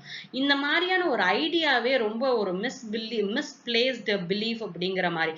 அப்ப ஒரு சிம்பிளான சொல்யூஷன் கொடுக்கணும் for a complex problem. You need a simple solution for ஒரு காம்ப்ளெக்ஸ் ப்ராப்ளம். அந்த சிம்பிள் சொல்யூஷன் கூட என்ன பண்ண மாட்டேங்குது அப்படின்னு கேட்டீங்கன்னா கிடைக்க மாட்டேங்குது. ஏன்னா உங்களோட நீங்க என்ன மாதிரியான அண்டர்ஸ்டாண்டிங் வச்சிருக்கீங்களோ அதுலயே வந்துட்டு சில தப்பு இருக்கு அப்படின்னு சொல்லியிருக்காங்க. அப்ப Kashmir இஷ்யூவையும் when you take the worldல இருக்கக்கூடிய இஷ்யூவையும் செப்பரேட் பண்ண முடியாது அப்படின்னு சொல்லி. ஏன்னா உலக அளவுல இந்த Islamic ideas radical Islamism is a very different thing. தாம் மதம் தான் கிரேட், தாம் மதத்துல இருக்கவங்க மட்டும்தான் நல்லவங்க, தாம் மதத்தாலதான் இந்த உலகத்துல இருக்க எல்லாரையுமே வந்துட்டு நல்லா ஆக்க முடியுங்கிறது ஒரு எக்ஸ்ட்ரீமிஸ்ட் கைண்ட் ஆஃப் வியூ. ரொம்ப ராடிக்கலா நாங்க மட்டும்தான் எல்லாத்தையும் மாத்த முடியும்னு நினைக்கிறேன். அந்த மாதிரியான இஸ்லாமிக் ஐடியாஸ் வந்துட்டு உலகத்துல ரொம்பவே வந்துட்டு ஒரு ஒரு தடம் வந்துட்டு ரொம்ப ஸ்ட்ராங்கா பதிக்க ஆரம்பிச்சிட்டாங்க. இந்த இந்த மாதிரி இருக்கக்கூடிய ஐடியாஸ் ஒரு ஐடியாலஜி வந்துட்டு கிரியேட் ஆக ஆரம்பிச்சிருச்சு. இந்த ஐடியாலஜி என்ன ஆக ஆரம்பிச்சிருச்சுன்னா எல்லா ரீஜனையும் அஃபெக்ட் பண்ண ஆரம்பிச்சு, இன்க்ளூடிங் நம்மளோட கண்ட்ரில இருக்கக்கூடிய regions, even our youths in our country. இதை முதல்ல நீங்க ரெகனைஸ் பண்ணுங்க. பிகாஸ் இந்த மாதிரியான ஒரு பிலீஃப்னாலதான் ஒரு ஐடியா, இந்த என்னோட மதம் நல்லது, என்னோட மதத்தினாலதான் நல்லது பண்ண முடியும், என் மதத்தை யாரோ ஒருத்தர் அடக்க வராங்க அப்படிங்கிற ஒரு ஐடியாவே என்ன பண்ணுதுன்னா அப்ப நாங்க வந்துட்டு ஃப்ரீடம் கொடுக்கணும், ஜிஹாதி கொடுக்கணும், இது எல்லாத்துல இருந்தும் அப்படிங்கும் போது நாங்க அதுக்கு ஆயுதத்தை எடுத்துக்க ஆரம்பிப்போம். அப்படிங்கிறதுனாலதான் இந்த ஹோம் க்ரோன் மிலிட்டன்சி அப்படிங்கிறது ஜம்மு அண்ட் காஷ்மீர்ல வந்துட்டு இருந்துட்டே இருக்கு. என்னதான் கவர்மெண்ட் இப்படி ஒண்ணு இல்லை அப்படின்னு சொன்னாலும் அங்கங்க சைசபிள் பாக்கெட் சைஸ்ல வந்துட்டு இந்த ராடிக்கல் இஸ்லாமிக் இன்ஃப்ளூயன்ஸ் வந்துட்டு இருந்துகிட்டே இருக்கு. ஈவன் இன் காஷ்மீர்ல கூட யூ ஹேவ் திஸ். அப்ப இந்த மாதிரி இருக்கக்கூடிய பாப்புலேஷன் வந்துட்டு எதனால டிரைவ் ஆறாங்க? பணத்துக்காக இவங்க போய் பண்றாங்களா? கிடையாது. அவங்களுக்குன்னு ஒரு ஐடியா இருக்கு. என்னோட ஐடியா சரி அப்படிங்கிறது தான் எல்லாரும் ப்ரூவ் பண்ணக்கூடியது. கேபிட்டலிஸ்டிக் ஃபாலோ பண்றவங்க ஒருத்தவங்க இருப்பாங்க, கம்யூனிஸ்ட், எல்லாமே எல்லாருக்கும் பிரிச்சு கொடுத்தவங்க. அவங்களோட ஐடியாலஜி, அவங்க ஏன் இவ்வளவு ரிக்ரஸா இருக்காங்கன்னா அவங்களோட ஐடியாலஜி. ஏன் மகாத்மா காந்தி வந்துட்டு சத்தியாகிரகா அப்படின்னு ஒண்ணு கொண்டு வந்து non violence is his ideology. இந்த ஐடியாலஜி பிரகாரம் தான் நான் நடப்பேன் அப்படின்னு ஒருத்தர் இருக்கும் போதுனாலதான் பிரிட்டிஷ் என்னதான் ஃபோர்ஸ் யூஸ் பண்ணா கூட மகாத்மா காந்தி என்ன பண்ணவே முடியல, சப்ரஸ் பண்ணவே இல்லை. ஏன்னா அவரோட ஐடியா என்னவா இருந்தது, ஸ்ட்ராங்கா இருந்தது. அப்ப ஐடியாலஜியை பேஸ் பண்ணி இது டிரைவ் ஆகுறதுனால இது ஒரு ஃபோர்ஸை யூஸ் பண்ணி நீங்க என்ன பண்ணவே முடியாது, சப்ரஸ் பண்ணவே முடியாது. அப்ப ஃபண்டமெண்டல் என்னென்ன இஷ்யூஸ் இருக்கோ அதை ரிசால்வ் பண்ணுங்க. இது வரைக்கும் இப்போதைய கரண்ட் பாலிசி மேக்கர்ஸ் என்ன நினைச்சிட்டே இருக்காங்கன்னா என்ன மாதிரியான இமேஜினேஷன், என்ன மாதிரியான பாலிசி மேக்கிங் பல முன்னாடி நடந்துட்டு இருந்ததோ எல்லாமே ஃபெயில் ஆயிடுச்சு அப்படிங்கிற ஒரு கண்ணோட்டத்திலேயே அப்ப இது என்ன பண்ணலாம், இது என்ன பண்ணாலும் ஃபெயிலியர் ஆயிடும், அப்ப இவங்க பண்ணதெல்லாம் தப்பு, நம்ம பண்ண போறதெல்லாம் ரைட்டுங்கிற மாதிரி பண்ணிட்டு இருக்காங்க. அப்ப ஆர்டிக்கல்ல வே ஃபார்வர்ட் என்ன சொல்றாங்க அப்படின்னா டெல்லி வந்துட்டு ஃபர்ஸ்ட் நீங்க வந்துட்டு உடனே வந்துட்டு ப்ராஃபிட் வரணும், உடனே வந்துட்டு எல்லாமே சரியாயிடுங்கிற அந்த இம்மீடியட் டிவிடன்ஸ் வரணும் அப்படின்னு நினைக்காதுங்க. ஒரு பாஸ் எடுத்து அடுத்து என்ன பண்ணலாம் அப்படின்னு யோசிங்க. இப்போ நீங்க பண்ணிருக்கீங்க, அதுக்கு அடுத்து என்ன பண்ணலாம், ஃபர்ஸ்ட் என்ன பண்ணும் அப்படின்னு கேட்டீங்கன்னா நார்மலன்சி கொண்டு வரணுங்க. ஏன்னா ஒருத்தரால வந்துட்டு நம்மளால ஒரு ஃபர்ஸ்ட் 30 நாள் 60 நாள் லாக்டவுன்ல இருக்கும் போது ஈவன் வித் நெட் கனெக்ஷன் நமக்கு எவ்வளவு சஃபகேட்டிங்கா இருந்தது, எப்படா வெளில போவோங்கிறது. அந்த மாதிரி ஒரு நார்மலன்சி இல்லாத போது நம்மளோட மென்டல் ப்ரெஷரே வந்துட்டு ரொம்ப ஜாஸ்தியாக ஆரம்பிச்சிருச்சு. அப்போ இந்த இன்டர்நெட் ஃபெசிலிட்டி கூட இல்லாத ஒரு பாப்புலேஷனுக்கு அந்த நார்மல்சி அப்படிங்கிறதே வந்துட்டு இல்லாம போயிடுச்சு லைஃப்ல. அதுதான் அட்மோஸ்ட் ப்ரையாரிட்டி. அந்த நார்மல்சியை நீங்க கொண்டு வாங்க. ஒரு இன்டென்ஸான டிபேட் பண்ணணுங்க. We are a democratic country. அப்ப ஒரு ப்ராப்பரா டிபேட் பண்ணும் போதுதான் நிறைய பேரோட ஐடியாஸ் உள்ள வரும். That is essential. ஒருவேளை இது நடக்கல அப்படிங்கிற பட்சத்துல ஒரு ரெவல்யூஷன் மாதிரி வந்தது அப்படின்னா இது ஒரு புதுவிதமான மாற்றத்தை கொண்டு வந்துரும். ஏற்கனவே ரொம்ப சோசியலி காம்ப்ளெக்ஸா இருக்கக்கூடிய ஒரு என்விரான்மெண்ட்டை புதுசா எவால்வ் ஆகக்கூடிய அடாப்டேஷன்ஸ்னால இன்னும் ரொம்ப காம்ப்ளெக்ஸ் ஆக்கிடாதீங்க அப்படின்னு ஆர்டிக்கல்ல சொல்லியிருக்காங்க. The next article is again an editorial article, inevitable collapse. இந்த ஆர்டிக்கல் எதை பத்தி எழுதியிருக்காங்கன்னா எக்கனாமிக் கொலாப்ஸ் ஆயிருக்குல்ல பிகாஸ் ஆஃப் COVID-19 பத்தி எழுதியிருக்காங்க. இந்த ஆர்டிக்கல்ல வந்துட்டு இந்தியாவோட ஜிடிபி கிராஸ் டொமஸ்டிக் ப்ராடக்ட். சரி, ஃபர்ஸ்ட் இந்த கிராஸ் டொமஸ்டிக் ப்ராடக்ட்னா பிரீஃபா என்ன அண்டர்ஸ்டாண்ட் பண்ணிக்கலாம் அப்படின்னு, எவ்வளோ ப்ரொடியூஸ் பண்றாங்க. ஸோ ப்ராடக்ட்னா ப்ரொடியூஸ் பண்றாங்க, ஏதோ ஒன்று ப்ரொடியூஸ் பண்ணாங்க, rather it be goods or services, ஒன்று ப்ரொடியூஸ் பண்ணாங்க. எங்க ப்ரொடியூஸ் பண்றாங்க, இந்தியாவோட டெரிட்டரிக்குள்ள மட்டும். டொமஸ்டிக்ங்கிறது இந்தியாவோட டெரிட்டரிக்குள்ள மட்டும் பண்ண போறாங்க. கிராஸ் அப்படின்னு எடுத்துட்டீங்கன்னா டோட்டல், எப்பயுமே கிராஸோட மீனிங் எடுத்துட்டீங்கன்னா டோட்டல். அப்ப டோட்டலா என்னோட கண்ட்ரி, என்னோட டொமஸ்டிக் டெரிட்டரிக்குள்ள என்ன மாதிரியான கூட்ஸ் ப்ரொடியூஸ் பண்றாங்க, என்ன மாதிரியான சர்வீஸ் ப்ரொடியூஸ் பண்றாங்கிறத கால்குலேட் பண்றதுக்கு பேர் தான் கிராஸ் டொமஸ்டிக் ப்ராடக்ட். இந்த gross domestic product first quarter ஏப்ரல்ல இருந்து ஜூன் வரைக்கும் ரொம்பவே சரிவை வந்துட்டு பார்த்துச்சு. கிட்டத்தட்ட 23.9% வந்துட்டு ஷ்ரிங்க் ஆயிருக்கு அப்படின்னு சொல்றாங்க. ஏன் இந்த ஷ்ரிங்க் அப்படின்னு கேட்டீங்கன்னா, one of the major reason is lockdown அப்படின்னு சொல்லிட்டு. அப்ப ஃபர்ஸ்ட் இந்த லாக்டவுன் ரீசன் வந்ததுக்கு அப்புறமாட்டி the second thing what they are seeing is private consumption spending அப்படிங்கிறது ரொம்பவே ரெடியூஸ் ஆக ஆரம்பிச்சிருச்சு. என்னது இந்த பிரைவேட் கன்சம்ஷன் ஸ்பெண்டிங் அப்படின்னு கேட்டீங்கன்னா, நீங்க நான் எல்லாரும் வந்துட்டு செலவழிக்கிறதுக்கு பேர் தான் இந்த பிரைவேட் கன்சம்ஷன் ஸ்பெண்டிங். என்ன நடக்கும் அப்படின்னு கேளுங்க. ஒரு பர்சன் நீங்க இருக்கீங்க அப்படின்னு வச்சுக்கோங்க. நீங்க என்ன பொருள் வாங்க போறீங்களோ, நீங்க ஒரு பொருள் கன்சியூம் பண்ண போறீங்கன்னா அதுக்கு செலவழிப்பீங்களா? இதே மாதிரி நிறைய பேர் பண்ண அந்த பொருளுக்கு என்ன ஆகும்? டிமாண்ட் கிரியேட் ஆகுமா? டிமாண்ட் கிரியேட் ஆக என்ன பண்ணுவாங்க? ப்ரொடக்ஷன் ரைஸ் பண்ணுவாங்களா? அப்ப ப்ரொடக்ஷன் என்ன ஆயிட்டே இருக்கும்? வந்துகிட்டே இருக்குமா? சோ நம்ம செலவழிக்கிறதான் கிட்டத்தட்ட 60% ஆஃப் தி ஜிடிபிக்கு கான்ட்ரிபியூட் பண்ணுது. ஆனா நம்ம லாக்டவுன் சிச்சுவேஷன்ல நிறைய என்ன பண்ணவே இல்லை, பிரைவேட் ஸ்பெண்டிங் பண்ணவே இல்லை. ஏன்னா எசென்சியலுக்கு மட்டும்தான் ஸ்பெண்ட் பண்ணோம், வெளியில போகவே இல்லை, ரீக்ரியேஷனல் இதுக்கு பண்ணவே இல்லை, புதுசா நிறைய ட்ரெஸ் வாங்கல. இந்த மாதிரி இருக்கக்கூடிய சிச்சுவேஷன்ல ஜிடிபி என்ன ஆயிடுச்சுன்னா ரொம்பவே கம்மியாயி 26.7% தான் இந்த பிரைவேட் கன்சம்ஷன் ஸ்பெண்டிங்னால ஜிடிபிக்கு கொடுக்க முடிஞ்சது. whereas the second one export பத்தி பேசுறாங்க. சரி, இந்தியாவோட டொமஸ்டிக் மார்க்கெட்ல தான் டிமாண்ட் இல்ல அப்படிங்கும் போது சரி ஃபாரின்லயாச்சும் டிமாண்ட் இருக்குமா அப்படின்னு கேட்டீங்கன்னா, அங்கேயும் டிமாண்ட் அப்படிங்கிறது ரொம்பவே கம்மியாயிடுச்சு. ஏன்னா Covid situation all over the world வந்ததுனால வெளிநாட்டுலயும் நம்மளோட இந்தியன் பொருட்களுக்கு டிமாண்ட் இல்லாம போயிடுச்சு. அதனாலயும் ப்ரொடக்ஷன் என்ன ஆக ஆரம்பிச்சிருச்சுன்னு கேட்டீங்கன்னா கம்மியாக ஆரம்பிச்சிருச்சு. கிட்டத்தட்ட இந்த எக்ஸ்போர்ட் பண்றதுக்கு மட்டுமே இந்தியால 1/5 ப்ரொடியூஸ் பண்ணுவாங்களாம். அது இப்போதைக்கு 20%க்கு டிக்ரீஸ் ஆயிடுச்சு. the next thing is investment பத்தி பேசிக்காங்க. டிமாண்ட் ஜாஸ்தியா இருந்தா தானங்க ப்ரொடியூஸே பண்ணுவாங்க. ப்ரொடக்ஷன் ஜாஸ்தி பண்ணதான் ஓகே நம்ம இவ்வளவுக்கு ப்ரொடியூஸ் பண்றோம், நம்மளோட மெஷினரிஸ் வந்துட்டு இந்த கெப்பாசிட்டிக்கு மேல ப்ரொடியூஸ் பண்ண முடியும். அப்ப என்ன பண்ண ஆரம்பிப்பாங்க? யாரெல்லாம் இண்டஸ்ட்ரீஸ் வச்சிருக்காங்களோ புதுசா மெஷின் வாங்கலாம், புதுசா இன்ஃப்ராஸ்ட்ரக்சர் கட்டலாங்கிற கேபிட்டல் இன்வெஸ்ட்மெண்ட்ஸ் பண்ணுவாங்க. இவங்க கேபிட்டல் இன்வெஸ்ட்மெண்ட்ஸ் என்ன பண்ணவே இல்லை அப்படின்னு கேட்டீங்கன்னா பண்ணவே இல்லை. இவங்க பண்ணக்கூடிய இன்வெஸ்ட்மெண்ட்ஸ் வந்து கிட்டத்தட்ட 40% டிக்ரீஸ் ஆக ஆரம்பிச்சிச்சு. இந்த இன்வெஸ்ட்மெண்ட்ஸ் பண்ணாததுனால கூட ஜிடிபியில வந்துட்டு 22.2% there is a decline. பெரிய கம்பெனிஸா இருந்தாங்கன்னா ரொம்ப இன்வெஸ்ட் பண்ணதுக்கான ரீசன் எங்க நம்ம பொருள் விற்கப்படுமோ, ப்ராஃபிட் வருமோ, நஷ்டம் வருமோங்கிற அன்சர்டனிட்டினால. வேற ஸ்மால் கண்ட்ரிஸ் என்ன பண்ணிட்டாங்கன்னா, நாங்க இப்போதைக்கு சர்வை பண்ணாலே போதுங்கிறதுனால, சம்பளம் கொடுக்கணும் இது பண்ணுங்கிறதுனால யாரும் பெருசா இன்வெஸ்ட்மெண்ட்ஸ் பண்ணவே இல்லை. நெக்ஸ்ட், அப்ப இந்தியன் எக்கனாமில இருக்கக்கூடிய எல்லா இண்டஸ்ட்ரீஸும் என்ன ஆக ஆரம்பிச்சிச்சுன்னா ஷ்ரிங்க் ஆக ஆரம்பிச்சு. ஆனா இதுல ஒரு exception is your agricultural sector. Agricultural sector 2019-20ல 3% growth காமிச்சிருந்தாங்க. 2020ல இந்த குவார்டர்ல மட்டும் 3.4% காமிச்சிருக்காங்க. கன்ஸ்ட்ரக்ஷன் ஆக்டிவிட்டி 50% கீழே ஆயிடுச்சு. சர்வீஸ் செக்டார்ல there is reduction 47%. மேனுஃபேக்சரிங் செக்டார்ல 39%. என்னதான் எக்கனாமியை ரீஓபன் பண்ணி அன்லாக்னு நிறைய மெஷர்ஸ் கொண்டு வந்தா கூட அதுலயும் சில பிரச்சனை வர ஆரம்பிச்சிருச்சு. நிறைய லேபர்ஸ் வெளியூர்ல போய் மாட்டிக்கிட்டாங்க. So shortage of labours, safety norms அப்படிங்கறது ஃபாலோ பண்ணுங்கிறதுனால மாஸ்க், சானிடைசர் அப்படிங்கிறதுல நிறைய இன்வெஸ்ட்மெண்ட்ஸ் போக ஆரம்பிச்சிருச்சு. அப்ப எக்கனாமி ஏற்கனவே ரொம்ப அடிமட்டத்துல இருக்கு இந்த டிமாண்ட்ல. இதுக்கு கீழேயும் டிமாண்ட் என்ன ஆகக்கூடாது, கீழே விழக்கூடாது. அப்ப டிமாண்ட் விழக்கூடாது அப்படின்னா மக்கள் கையில காசு வேணும். மக்கள் கையில காசு வேணும் அப்படின்னா கவர்மெண்ட் வந்துட்டு என்ன பண்ணும்? சில இடத்துல லிக்விடிட்டி யூஸ் பண்ணுவாங்க, கவர்மெண்டோட எக்ஸ்பெண்டிச்சர் ஜாஸ்தி ஆகும். இந்த கவர்மெண்டோட எக்ஸ்பெண்டிச்சர் ஜாஸ்தி ஆகும் போது எதை மைண்ட்ல வச்சுக்கிறாங்கன்னா பிசிக்கல் டெபிசிட். டோட்டலா கவர்மெண்ட்டுக்கு எவ்வளவு ரெவென்யூ வருது, டோட்டலா எவ்வளவு எக்ஸ்பெண்டிச்சர் பண்ணலாம். அப்ப total expenditure minus your total revenue, அப்ப அதுல எவ்வளவு டிஃபரன்ஸ் வருதோ அந்த அமௌண்ட் தான் பிசிக்கல் டெபிசிட் அப்படின்னு சொல்லுவாங்க. இந்தியாவுக்கு டார்கெட் வச்சிருப்பாங்க. நம்மளோட ஜிடிபி எனக்கு எவ்வளவு வந்துட்டு நாங்க ப்ரொடியூஸ் பண்றோமோ அதுல 2020-21 பினான்சியல் இயர் பட்ஜெட்ல என்ன சொல்லியிருந்தாங்கன்னா, எங்களோட பற்றாக்குறை அப்படிங்கிறது it has to be only of 3.5% of the GDP அப்படின்னு சொல்லியிருப்பாங்க. ஆனா ஃபர்ஸ்ட் குவார்டர்லயே, அதாவது ஏப்ரல்ல இருந்து ஜூன்லயே இந்த டார்கெட்டையே என்ன பண்ணிட்டாங்க, தாண்டி போக ஆரம்பிச்சிட்டாங்க. அப்ப வரக்கூடிய வருமானமும் எப்படி இருக்கு, ரொம்ப கம்மியா இருக்குங்கிற சிச்சுவேஷன்ல கவர்மெண்ட் தன்னோட பிசிக்கல் கன்சர்வேட்டிசம், நான் செலவு ரொம்ப பார்த்து தான் பண்ணுவேன், நான் நிறைய பண்ண மாட்டேன், ஏற்கனவே என்னோட பிசிக்கல் டெபிசிட் வேற வந்துருச்சு, இதுக்கு மேல நான் செலவு பண்றதுக்கு நான் ரொம்ப யோசிப்பேன் அப்படிங்கிற மாதிரியான மைண்ட் செட் வச்சுக்கூடாது. கொஞ்சம் உங்களோட கன்சர்வேட்டிசத்தை ரிலாக்ஸ் பண்ணுங்க அப்படின்னு சொன்னாங்க. இதை தாண்டி வேற என்னென்ன மூலியமா உங்களால ரிசோர்சஸ் கடன் வாங்க முடியுமா, இல்ல வேற என்ன மாதிரியான இனோவேட்டிவ் வேஸ் பண்ணி உங்களுக்கு இருக்கக்கூடிய ரிசோர்சஸை வந்துட்டு நீங்க மொபிலைஸ் பண்ண முடியுங்கிறத பார்க்கணும்னு ஆர்டிக்கல்ல சொல்லியிருக்காங்க.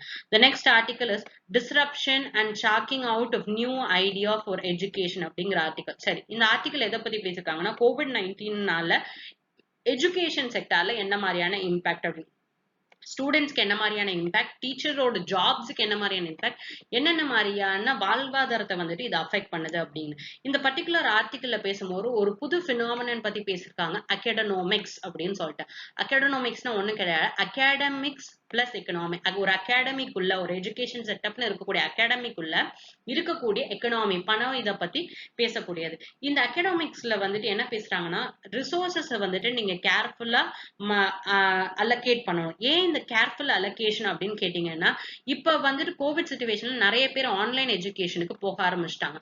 அப்போ ஒரு விதமான மாற்றம் வந்துட்டு இருக்கு. ஆனா இந்த மாற்றம் அப்படிங்கிறது ரொம்ப ஷார்ட் டேர்மா இருக்க போகுது. அப்ப இந்த ஆன்லைன் மோட் எஜுகேஷனுக்கு நீங்க மாறும் போது என்னென்ன மாதிரியான அகாடமிக்ஸ்ல இந்த எக்கனாமிங்கிறது பிளே ஆக போகுது, இது டெம்பரவரியா இருக்க போதா, இல்ல மிக்ஸ்டா கூட இருக்கலாம், இல்ல இதுவே ஆன்லைன் எஜுகேஷனே பெர்மனன்ட் மோடா கூட மாறிடலாம். இப்ப இது எல்லாத்துக்குமே என்ன வேணும் அப்படின்னு கேட்டீங்கன்னா, காசு அப்படிங்கிறது வேணும். இந்த அகாடமிக் சாய்ஸஸ் இல்ல அகாடமிக் லக்ஸரி அப்படின்னு பேசும்போது அகாடமிக் கிட்ட எவ்வளவு காசு இருக்குங்கிறத பத்தி பேசியிருக்காங்க. ஒவ்வொரு கண்ட்ரிக்கும் டிஃபர் ஆகும். இதுல யூஎஸ்ஏ இந்தியாவையும் தான் கம்பேர் பண்ணிருக்காங்க. யூஎஸ் அப்படின்னு எடுத்துட்டீங்கன்னா ஒரு இன்ஸ்டிடியூஷன், அது பிரைவேட்டா இருக்கலாம், இல்ல ஸ்டேட் சப்சிடைஸ்ட் இன்ஸ்டிடியூஷனா இருக்கலாம், இவங்களுக்குன்னு சொல்லிட்டு சில என்டவுமெண்ட்ஸ் இருக்கும். என்டவுமெண்ட்ஸ் இஸ் நத்திங் பட் ஒரு கார்பஸ் அவங்க வச்சிருப்பாங்க. எப்பயுமே ஒரு பணம் வந்துட்டு ஜாஸ்தி அவங்க கிட்ட இருக்கும். ஹார்வர்ட் யூனிவர்சிட்டி வந்துட்டு கிட்டத்தட்ட $40 பில்லியன் வந்துட்டு இந்த பணத்தை வந்துட்டு சேர்த்து வச்சிருக்காங்களாம், கார்பஸ். இதை வச்சுதான் ஃபெலோஷிப்பா இருக்கட்டும், இல்ல சப்சிடைட் டியூஷன் ஃபீஸா இருக்கட்டும், இதெல்லாம் இவங்க ப்ரமோட் பண்றதுக்கான ரீசன். இதுவே இந்தியால இருக்கக்கூடிய பிரைவேட் இன்ஸ்டிடியூஷன் அப்படின்னு எடுத்துட்டீங்கன்னா, எந்த ஒரு இன்ஸ்டிடியூஷனுக்குமே none of the institution is having big corpus. ஏன்னா இந்த பெரிய பெரிய அமௌண்ட் யார் தான் கொடுப்பாங்க அப்படின்னு கேட்டீங்கன்னா, அலுமினிஸும் இண்டஸ்ட்ரீஸும் கொடுப்பாங்க. இந்த மாதிரி இந்தியால யாருமே கொடுக்கறதே கிடையாது. அப்ப இந்தியால இருக்கக்கூடிய பிரைவேட் இன்ஸ்டிடியூஷன்ஸ் எல்லாமே வருஷம் தனக்கு வரக்கூடிய ஆனுவல் இன்கம், ஸ்டூடெண்ட்ஸ் கிட்ட இருந்து வாங்கக்கூடிய ஃபீஸஸ் மூலமா மேற இடத்துல இருந்து அவங்களுக்கு ஃபீஸ் வருது அப்படிங்கறத பொறுத்துதான் இந்த இன்ஸ்டிடியூஷன்ஸே இந்தியால ரன் ஆகிக்கிட்டே இருக்கு. அப்ப இந்தியால இந்த பிரைவேட் இன்ஸ்டிடியூஷன்ஸ் அப்படின்னு வரும்போது ஸ்டூடெண்ட்ஸோட ஃபீ அப்படிங்கிறது தான் பேஸாவே வச்சிருக்காங்க. ஆனா நிறைய ஸ்டூடெண்ட்ஸ் கிட்ட இப்ப ஃபீஸ் கட்டுங்க அப்படின்னு சொன்னா, எங்க வீட்டுல வேலை இல்லாம போயிடுச்சு, அதனால எங்களால இப்போதைக்கு ஃபீஸ் கட்ட முடியாது அப்படின்னு சொல்றாங்க. இது இப்போதைக்கு இவங்களுக்கு என்ன கிடையாது. அப்ப இன்ஸ்டிடியூஷன் அப்படின்னு வரும்போது இதை நம்பிதான் இருக்காங்க. இது இவங்களால கொடுக்க முடியல. இதோட அடிஷனல் பர்டன் என்ன ஆகுது அப்படின்னா, டீச்சர்ஸ்க்கு சம்பளம் கொடுக்கணும், பிளஸ் கடன் வாங்கியிருப்பாங்க பேங்க் கிட்ட இருந்து இன்ஃப்ராஸ்ட்ரக்சரை இம்ப்ரூவ் பண்ணணும் அப்படிங்கிறதுக்கு. அதுக்கும் இவங்களால என்ன பண்ண முடியாம போயிடுது, இன்ட்ரெஸ்ட் பே பண்ண முடியாம போயிடுது. அப்ப எஜுகேஷன் டெலிவரி சிஸ்டமே இப்போதைக்கு இந்த சிச்சுவேஷன் ஏற்கனவே பிரச்சனை, இதுல எஜுகேஷனை எப்படி கொடுக்க போறோங்கிற சிஸ்டமே மாறிடுச்சு. Dual mode, online mode, offline mode. Offline mode அப்படின்னு ஒருவேளை நம்ம வந்துட்டு எஜுகேஷன் இன்ஸ்டிடியூஷன்ஸ் ஓபன் பண்ணிட்டோம் அப்படின்னா கூட ஒரு புது விதமான நார்ம் கிரியேட் ஆக ஆரம்பிச்சிடும். சோஷியல் டிஸ்டிங் மெயின்டைன் பண்ணணும்னு சொல்லுவாங்க. அப்போ ஒரே கிளாஸ்க்குள்ள வந்துட்டு 50 பேர் 60 பேர்லாம் உட்கார வைக்க முடியாது. அப்ப கிளாஸோட சைஸே என்னவாயிடும், கம்மியாயிடுமா. அப்ப இந்த கிளாஸோட சைஸ் கம்மியாகும் போது நிறைய பேட்சஸ் வர ஆரம்பிச்சிடும். அப்ப there will be in effective teaching load ஜாஸ்தி ஆயிடும், இன்க்ரீஸ் ஆஃப் டீச்சிங் லோட், நிறைய எஃபர்ட்ஸ் வந்துட்டு போட முடிய மாதிரி ஆயிடும் டீச்சர்ஸ்க்கு. இதுவே ஆன்லைன் மோட் அப்படின்னு கேட்டீங்கன்னா, இன்ஃப்ராஸ்ட்ரக்சர் கிரியேட் பண்ணணும். ஃபர்ஸ்ட் புதுசா ஒரு நெட்வொர்க் பேண்ட்வித் கொண்டு வரணும், சாஃப்ட்வேர் லைசன்சிங் ஃபீ கொடுத்து ஒரு சாஃப்ட்வேர் வாங்கணும், சர்வர்ஸ் வந்துட்டு கிரியேட் பண்ணணும், கிளவுட் ரிசோர்சஸ் கிரியேட் பண்ணணும். இதோட சேர்த்து வேற ப்ராப்ளம்ஸ் இருக்கு. New hiring of IT sector. ஏன்னா எஜுகேஷன் செக்டர்ஸ்குள்ள ஐடி இன்ஃப்ராஸ்ட்ரக்சர் ரொம்ப பெருசா யூஸ்ல இல்லாதனால சும்மா கம்ப்யூட்டர் படிச்ச ஸ்டாஃப்ஸை வச்சே இப்போதைக்கு மேனேஜ் பண்ணிட்டு இருந்தாங்க. ஆனா இப்ப இருக்கக்கூடியது it is more than that அப்படிங்கறதுனால புதுசா ஒரு ஐடி செக்டார் அப்படிங்கிற ஒரு இதுல இருந்து ஒருத்தரை ஹையர் பண்ணும். இதே மாதிரி நிறைய studios and educational technology centres வந்துட்டு கிரியேட் பண்றதுனால இன்வெஸ்ட்மெண்ட்ஸ் ஹை டெக்னாலஜிஸ்ல நடக்கணுங்கிறது. லெபார்டரிஸ். சரி, லேப்லாம் எப்படி பண்ணுவீங்க அப்படின்னு கேட்டீங்கன்னா, விர்ச்சுவல் லெபார்டரிஸ் கிரியேட் பண்ணும் எல்லா டொமைன்ஸ்லயும். அப்ப ஒரு ராங்கான பெர்செப்ஷன்ஸ் என்ன இருக்கு அப்படின்னு கேட்டீங்கன்னா, ஆன்லைன் மோடுக்கு போயிட்டா எல்லா டீச்சர்னாலையும் அதே கிளாஸ்ல சில பேர் பயங்கர சூப்பரா நடத்துவாங்க. ஆனா ஆன்லைன்ல அவங்களுக்கு வந்துட்டு அவ்வளவுக்கு நடத்த வராது. ஏன் அப்படின்னு கேட்டீங்கன்னா, ஸ்டூடெண்ட்ஸை பார்க்காம இன்டராக்ட் பண்ணாம அப்படிங்கிறது ரொம்பவே கஷ்டமா இருக்கும். Every one struggles in this onlining. அப்ப இந்த ஃபேக்கல்டிக்கு ஆன்லைன்ல வந்துட்டு ஒழுங்கா நடத்த வரல அப்படிங்கும் போது இந்த ஃபேக்கல்டிஸ் என்ன பண்ணணும்னா ட்ரெயின் பண்ணும் ஆன்லைன்ல எப்படி எஜுகேஷன் நடத்தணும். ஸோ இதுக்கு அடிஷ்னலா ஃபண்ட் தேவைப்படுமா?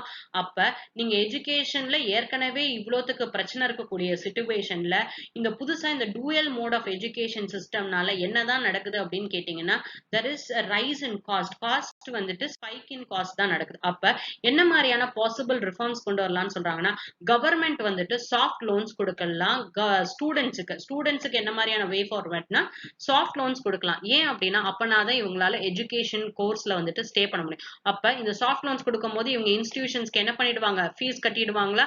பிளஸ் இன்ஸ்டிடியூஷன்ஸ்க்கு என்ன அப்படின்னு சொல்லியிருக்காங்க அப்படின்னா, கவர்மெண்ட் பினான்சியல் அட்டானமி கொடுக்கணும். ஃபீஸ் வந்துட்டு இப்போதைக்கு பாத்தீங்கன்னா ஆன்லைன் மோட்ல வந்துட்டு நாங்க ஸ்கூலுக்கு போறது கிடையாது, இல்ல காலேஜ் போறது கிடையாது, மெஸ் ஃபீஸ் கிடையாது, ஹாஸ்டல் ஃபீஸ் கிடையாது.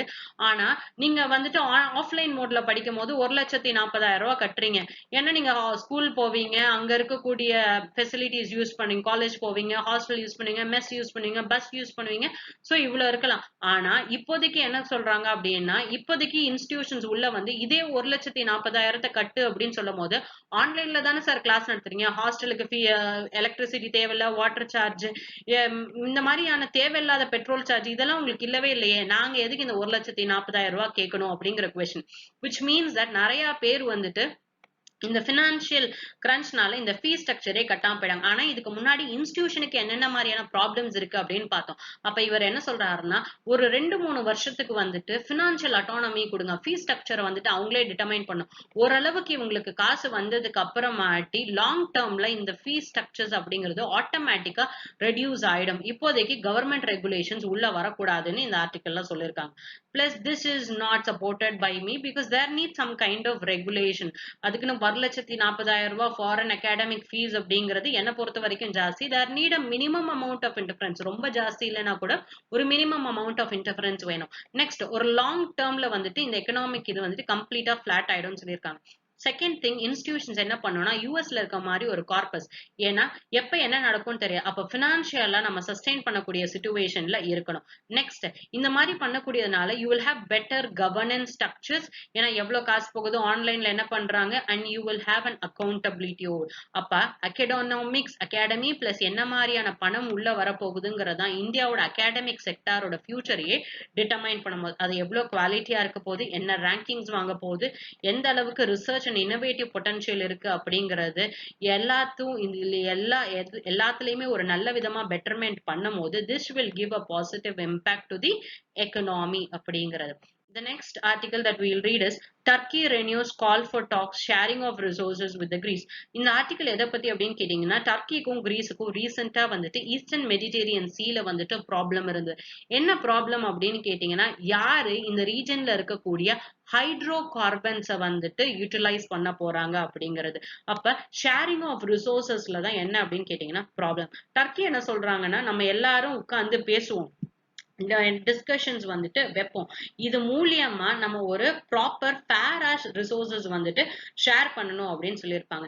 இந்த ரெண்டு கண்ட்ரீஸுமே இந்த பிரச்சனை எப்ப ஆரம்பிச்சது அப்படின்னு கேட்டீங்கன்னா, டர்க்கி வந்துட்டு அவங்களோட ரிசர்ச் வெஹிக்கிள் ஆர்க் ரெசீஸ் அப்படிங்கிற ஒரு ரிசர்ச் வெஹிக்கிள்ல வந்துட்டு வார்ஷிப்போட சேர்த்து ஈஸ்டர்ன் மெடிடேரியன் ரீஜன்ல வந்துட்டு கேஸ் அண்ட் ஆயில் ரிசர்வ்ஸ் இருக்கா அப்படின்னு பாக்குறதுக்கு அமைச்சிருந்திருப்பாங்க.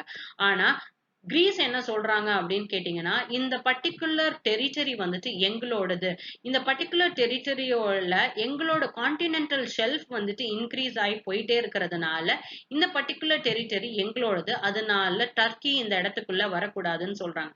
ஆனா மெடிடேரியன் சி எடுத்து ஈஸ்டர்ன் மெடிடேரியன் பாத்தீங்க அப்படின்னா ரொம்ப க்ளோஸ்லி பேக்டு ஸ்டேட். சோ அப்ப டர்க்கி என்ன சொல்றாங்கன்னா, இங்க இருக்கக்கூடிய ரிசோர்சஸ வந்துட்டு எல்லாரும் யூட்டிலைஸ் பண்ணிக்கணும். பிளஸ் ஈஸ்டர்ன் மெடிடேரியன் சீல நான் போய் ரிசர்ச் பண்றேன் அப்படின்னா இதுக்கு அல்டிமேட் ரீசனே எனக்கு அதுல ரைட்ஸ் இருக்கு அப்படிங்கிறதுதான். சோ அப்ப இந்த ரிச்சஸ் ஆஃப் மெடிடேரியன் சீயை யூஸ் பண்ணுங்கிறது எல்லா கண்ட்ரியோட ரைட்ஸும் கூட. ஒருவேளை டர்க்கி வந்துட்டு இதை ஓவர் ரூல் பண்ணி வராங்கங்கிற பட்சத்துல இது ஒரு மாடர்ன் டே காலனிசம் மாதிரி கிரியேட் ஆக ஆரம்பிச்சிச்சு. கிரீஸ் வந்துட்டு it is one of the member of European Union. இவங்க என்ன கிளைம் பண்றாங்கன்னா எங்களோட கான்டினென்டல் ஷெல்ஸ் வந்து இது வரைக்கும் எக்ஸ்டெண்ட் ஆகுது. பிளஸ் கிரீஸுக்கு 27 nations nation bloc that is European Union is helping. இவங்க எல்லாரும் சேர்ந்து என்ன கண்டக்ட் பண்ணிருக்காங்கன்னா டர்க்கி பண்றது ஒரு இல்லீகலான ஆக்டிவிட்டி. இந்த எனர்ஜி எக்ஸ்ப்ளோரேஷன் டர்க்கி பண்ணக்கூடாது. ஏன்னா கிரீஸோட சில ஐலாண்ட்ஸ் எல்லாம் வந்துட்டு it is very close to that. So அப்ப இதுக்கு டர்க்கி என்ன சொல்லி இதுக்கு முன்னாடி என்ன சொல்லியிருந்தாங்க அப்படின்னு கேட்டீங்கன்னா நாங்க வந்துட்டு என்ன மாதிரியான ஸ்டாண்ட் வேணாலும் எடுப்போம், எங்களோட ரைட்ஸை நிலைநிறுத்தணும் அப்படிங்கிறதுனால.